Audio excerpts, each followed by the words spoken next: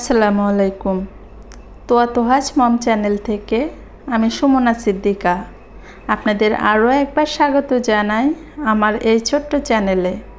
কাছে দূরে যে যেখান থেকে আমার আজকের ভিডিওটা দেখছেন, আশা করছি আল্লাহর অশেষ রহমতে সবাই ভালো আছেন। আমরাও আপনাদের দোয়াতে আলহামদুলিল্লাহ ভালো আছি। প্রায় অনেক দিন ধরে ভিডিও দেওয়া হয় না, তো অনেক দিন পরে আপনাদের মাঝে আবারও চলে আসলাম। অনেকে হয়তো আমাকে ভুলে গেছেন বা আমাকে মনেও নেই কারো, তো যাই হোক আপনাদেরকে স্মরণ করিয়ে দিয়ে আবারও নতুন ভিডিও নিয়ে হাজির হলাম। আশা করছি বরাবরের মতো আমার আজকের ভিডিওটা আপনাদের কাছে ভালো লাগবে। এটা ছিল রমজানের ইফতারের একটা ভিডিও। তো অনেক দিন আগে কিন্তু রমজান চলে গেছে, তবে নানা ব্যস্ততা, সেই সাথে শারীরিক অসুস্থতা সব কিছু মিলিয়ে কিন্তু আর ভিডিও আপলোড করা হয়নি। ভাবলাম কষ্ট করে যখন ভিডিওটা করে ফেলেছি, দেরি হোক তবুও আপলোড করে দিই। তো এই তো অনেক দিন পরে সেই ইফতারের ভিডিওটা আপনাদের সাথে শেয়ার করছি। এটা রমজানে আমাদের শেষ ইফতারি ছিল আর কি। তো এখানে অনেক কিছুই আছে, তার সাথে কিন্তু তোয়ার বাবার মুড়ি মাখাটা এটা লাগবেই বলা যায়। ওনার মুড়ি মাখাটা অনেক বেশি পছন্দ। তো যাই হোক সব কিছু মিলিয়ে এখন এই তো মুড়ি মাখার প্রসেসিং চলছে। তো এগুলো দিয়ে আজকের ইফতারি আমাদের হচ্ছে আলহামদুলিল্লাহ, আল্লাহর কাছে লাখ লাখ শুকরিয়া।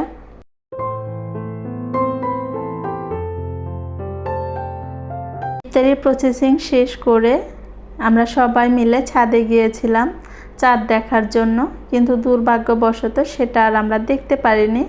তবে মসজিদের মাইক দিয়ে যখন ঈদ মোবারক এই কথাটার ঘোষণা হয়, তখন কিন্তু এটা অনেক বেশি আনন্দদায়ক মনে হয়। তো যাই হোক সেটা শোনার পরে তো এখানে মেয়েকে আমি মেহেদি দিতে বসে গেছি। যেহেতু এবার ঈদে আমরা বাড়ি যাইনি, তো বাড়ি গেলে দেখা যেত অনেকেই হয়তো থাকতো বাড়িতে, তো আর কাজিন থাকতো বা আরও অনেকেই থাকতো আশেপাশে, কারো থেকে মেহেদি লাগিয়ে নিত। কিন্তু যেহেতু বাড়ি যায়নি, মেয়ের হাত তো আর ফাঁকা রাখা যাবে না, তো যেমন পারে তেমনই দিয়ে দিচ্ছে আর কি। হয়তো এখন প্র্যাকটিস নাই, এই জন্য তেমন সুন্দর হয় না, তবে যতটুকু হয় এতটুকুতে কিন্তু মেয়ে আলহামদুলিল্লাহ খুশি হয়ে যায়। তো এই তো মেয়ে কিন্তু দুই হাতে মেহেদি দিয়ে বসে আছে। এখানে দুই রকমের মেহেদি ছিল, ওই জন্য দেখতে একটু আলাদা আলাদা লাগছে। তো মেয়েকে মেহেদি পরানোর পরে কিছুটা সময় যখন আমি পেয়েছি, ভাবলাম যে আমিও একটু মেহেদি লাগিয়ে নিই। এই তো এখানে আমিও কিন্তু একটু মেহেদি দিয়েছি আর কি, মান্ডালা ডিজাইনের দিয়েছি। এটা ছিল পরের দিনের সকাল। তো সবাইকে ঈদ মোবারক, যদিও ঈদ অনেক আগেই চলে গেছে, তারপর ভিডিওটা যেহেতু ঈদের তাই জন্য সবাইকে ঈদ মোবারক জানাচ্ছে। তো সকালবেলা উঠে আমি কিন্তু এখানে সকালে মিষ্টি জাতীয় যে খাবারগুলো হয় এগুলো বানাচ্ছি। আমরা যেহেতু বাসায় থাকছি না, আজকে বিকেল পর্যন্ত থাকবো, সেই জন্য আমার রান্না বান্নাও কিন্তু খুব একটা বেশি ছিল না। দেখা যাবে যে বাসায় তো আর কেউ থাকবে না, এগুলো খাওয়া হবে না, অযথায় এত রান্না করে নষ্ট করার কোনো মানেই হয় না। সেই জন্য আমি খুব কম রান্না বান্না করেছি ঈদের দিন। তো যতটুকু করেছি ততটুকুই আপনাদের সাথে শেয়ার করছি। প্রথমেই আমি সেমাইটা রান্না করে নিচ্ছি, যেটা ঝটপট হয়ে যায়। তো এর জন্য আমি দুধটা খুব ভালোভাবে জাল করে নিয়েছি, তারপর ঘরে নারকেল কুড়া ছিল সেটা দিয়েছি, আর নামানোর আগে আগে কিন্তু আমি একটু ঘিও দিয়েছি।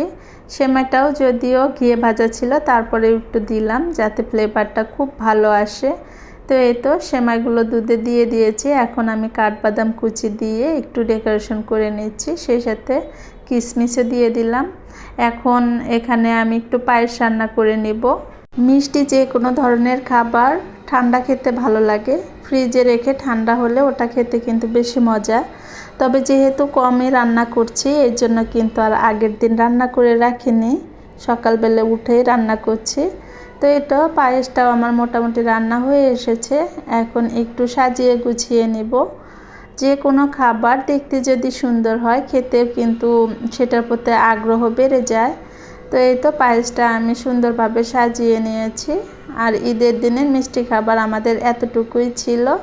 আর এখানে মেয়ে ঈদের আগে গ্লিটার পেপার দিয়ে ঈদ মোবারক লিখেছে, তো সেটা আপনাদের সাথে একটু শেয়ার করে নিলাম। এগুলো নিজে নিজেই করেছে মাশাআল্লাহ। তো যাই হোক, সকালের মিষ্টি খাবারগুলো রান্না করে ঠান্ডা হতে দিয়ে দিয়েছি। আর তোয়ার বাবা আর তোহা দুজনে মাঠে গিয়েছে নামাজ পড়তে। এখন আমি দুপুরের জন্য রান্নাটা করে নিচ্ছি। তো এখানে গরুর মাংস রান্না করব। তো গরুর মাংস রান্না আমরা কম বেশি সবাই পারি। যা যা উপকরণের প্রয়োজন হয় সবগুলো উপকরণ দিয়ে আমি কিন্তু মাংসটা হাতে মাখিয়ে রান্না করব। তো আর বাবার মতামত অনুযায়ী মাংস যত ভালোভাবে মাখানো যায় তার টেস্ট নাকি তত ভালো আসে।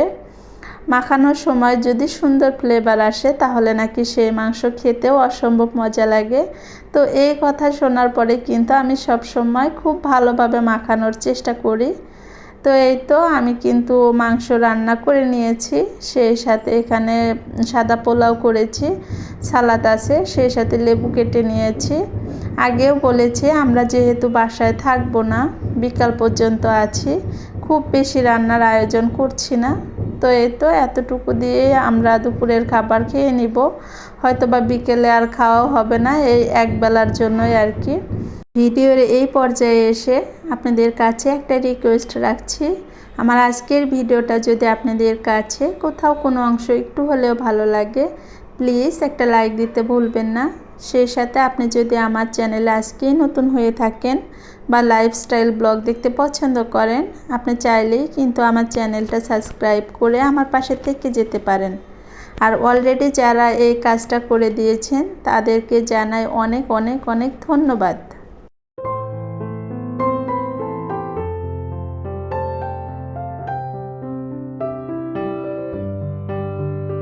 মাগরিবের নামাজের পর আমরা আমাদের বাসা থেকে বের হয়ে যাই আর নতুন কোনো শহরে যাওয়ার উদ্দেশ্যে আমরা কিন্তু রওনা দিয়ে দিয়েছি। কোন শহরে যাচ্ছি সেটা আপনাদের সাথে পরবর্তীতে শেয়ার করব। তো আপনারা সবাই আমাদের জন্য দোয়া রাখবেন, আমাদের এই গন্তব্য যেন খুব সহজেই আমরা পৌঁছাতে পারি। তো অনেক দিনের ইচ্ছা ছিল নতুন কোনো শহর দেখব, নতুন জায়গা দেখব, তবে যাচ্ছি যাব এগুলো করতে করতে আর কিন্তু হয়ে ওঠেনি। তো আলহামদুলিল্লাহ অবশেষে আমরা যাচ্ছি। তো এটা ছিল রাত 11:30 কি 12টা, তখন হোটেল বিরতি দিয়েছিল আর আমরা এখানে হালকা পাতলা কিছু খেয়ে নিচ্ছি। তারপর খাওয়া শেষ করে কিন্তু আমরা আমাদের গন্তব্যের উদ্দেশ্যে আবারও রওনা দিয়ে দিব। তো আজকের ভিডিওটা এতটুকুই রাখছি, দেখা হবে পরবর্তীতে নতুন কোনো ভিডিওতে নতুন কোনো শহর থেকে। সেই পর্যন্ত আপনারা সবাই ভালো থাকবেন, সুস্থ থাকবেন, সবাই সবার জন্য দোয়া রাখবেন। আল্লাহ হাফেজ, আসসালামু আলাইকুম।